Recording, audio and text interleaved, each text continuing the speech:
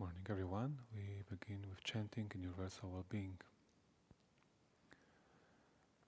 May I abiding well-being in freedom from affliction, in freedom from hostility, in freedom from ill will, in freedom from anxiety, and may I maintain well-being in myself.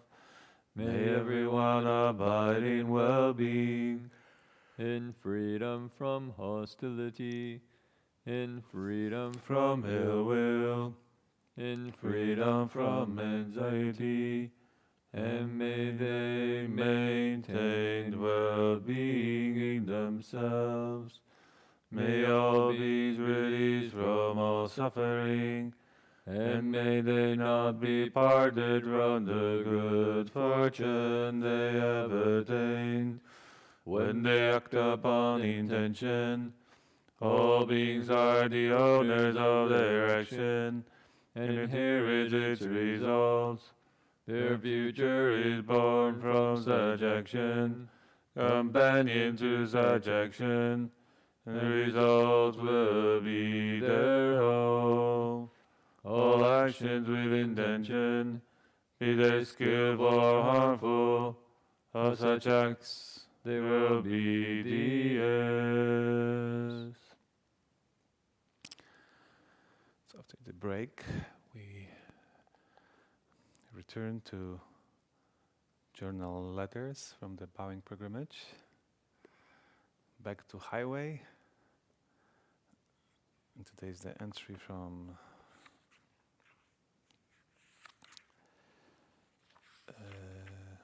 the Master Heng Chao, is March 18th, 1978.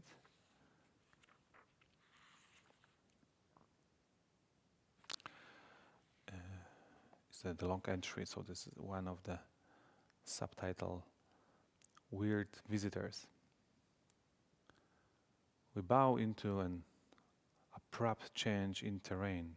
Suddenly the road twisted into hairpin curves along a sheer cliff that dropped straight into the sea. On the other side there are rolling foothills ascending into the beginning of the rugged and famous Big Sur wilderness.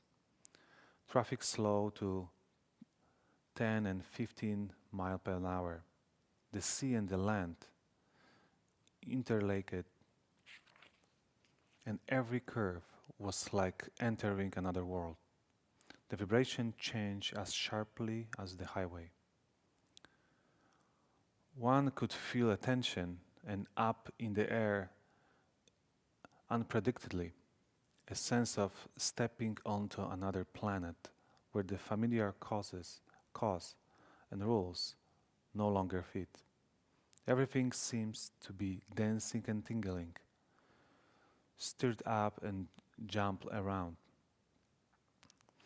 It was if we enter a mirage or a twilight zone.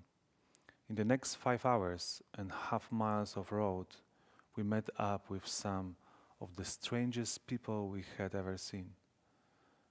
And it is a quote from Master Hua instructions. You should know that the demons are coming to test you, to see if you are sincere. No matter what situation you encounter, use real wisdom and real samadhi power to subdue it. Don't move your mind. Venerable Abbot instructions on the first day of pilgrimage, May 7, 1977. 1 p.m.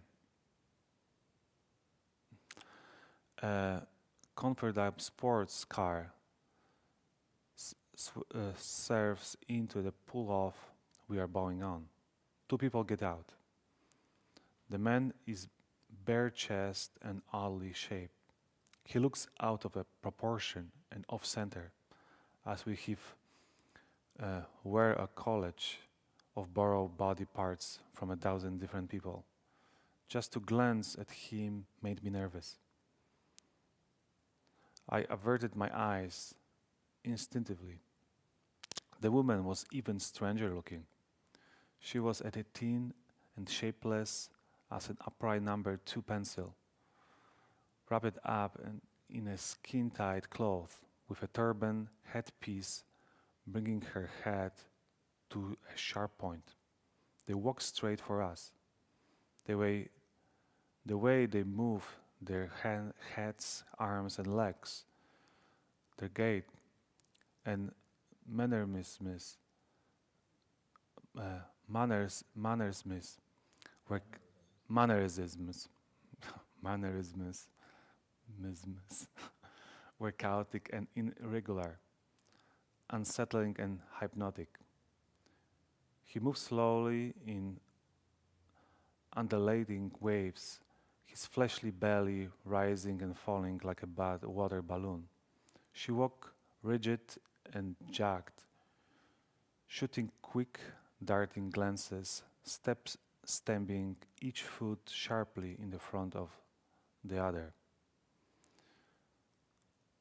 Jesus Christ, what are they, huh? What we have got here, Shirley? He says, taking a swig of a quart beer bottle and blocking our way. They dance around and pepper us with questions. Heng sure isn't talking, of course, and I'm learning it's not necessary or beneficial to talk with everyone. I'm only now coming to truly appreciate these instructions I got almost a year ago. And it's the quote. Have one person answer all the questions. Quoting, you are the Dharma protector, you answer. Don't rattle on and write essays. If a person understands, you need not to say much. If he doesn't understand, more talk will just confuse him. Venerable Abbot, Early Instructions, Mine, 1977. We thought you were tripped out on acid, but now I see you again, and you are for real, says the man.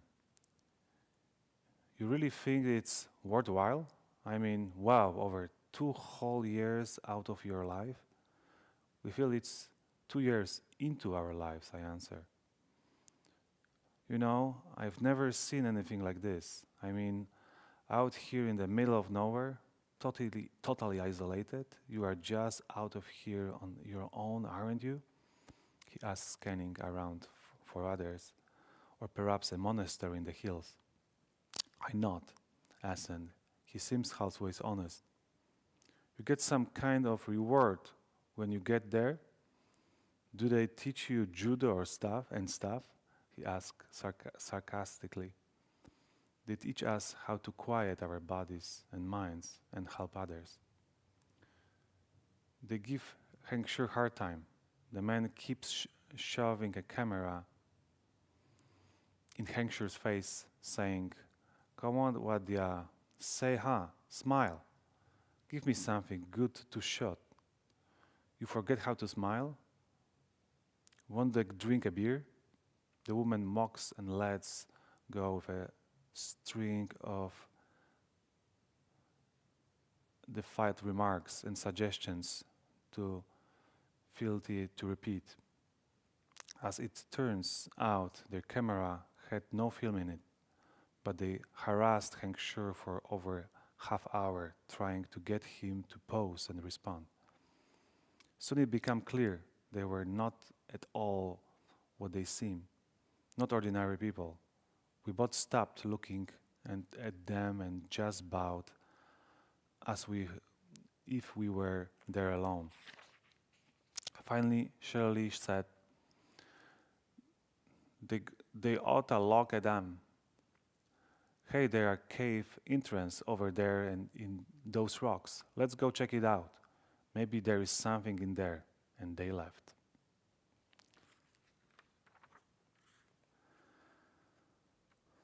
Weird people. What came to my mind, it's often ourselves being the ropes, we're weird for others as well. And kind of catch attention. Remember a day before I left to Poland, I need to have a few things I have to do before I could fly. One of them was requirement to have a COVID test. So I have to find out the closest place to get a test. One of the Dharma protector really helps me out. We have a car and we move from one place to another to get things done. And it was a small clinic in I think Telegraph Avenue. We entered there.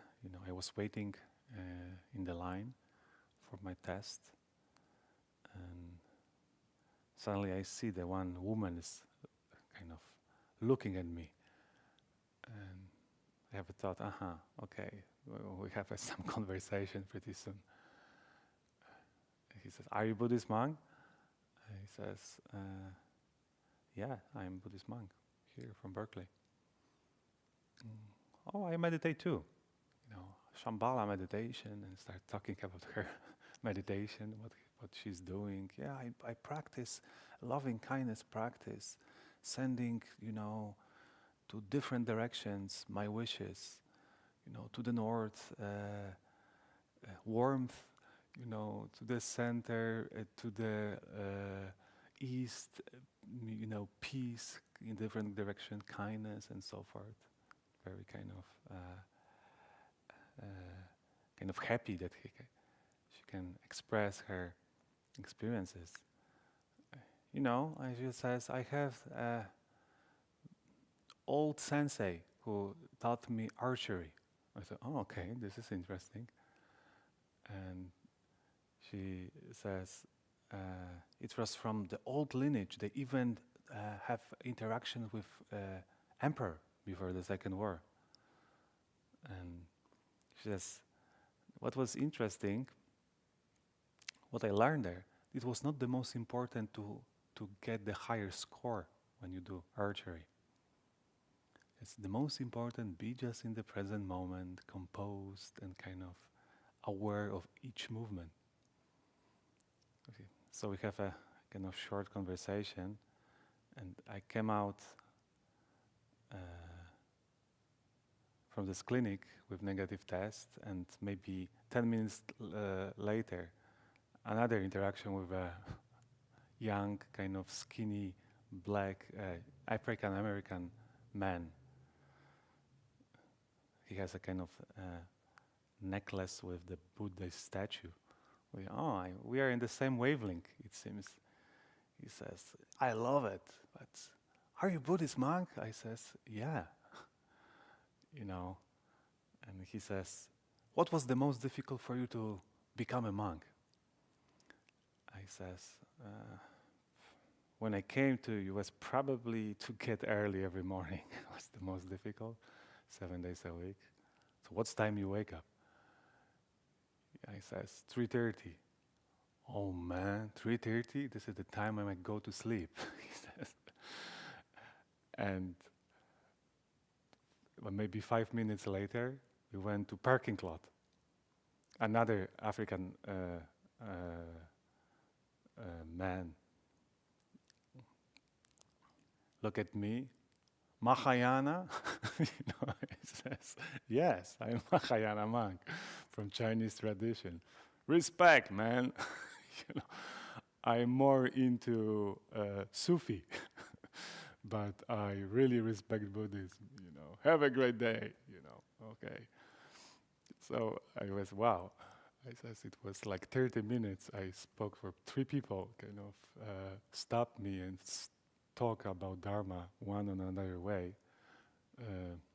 So, because, okay, welcome in Berkeley, and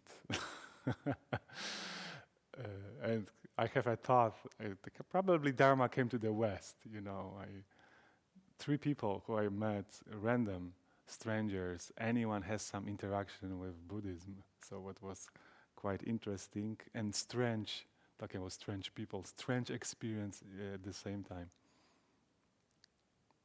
Remember we were in the CVS Oh, yeah. getting medicine for Jing Fosher, I think. Yeah. And the person in line asked us a question. He said, "Can I ask you a question?" And do you remember what the question was? It was something very esoteric, like so. Is like, I was wondering, if like the seventh consciousness the same as the eighth consciousness, or are they different? You know, something it's like. Yeah. Can I ask you a question?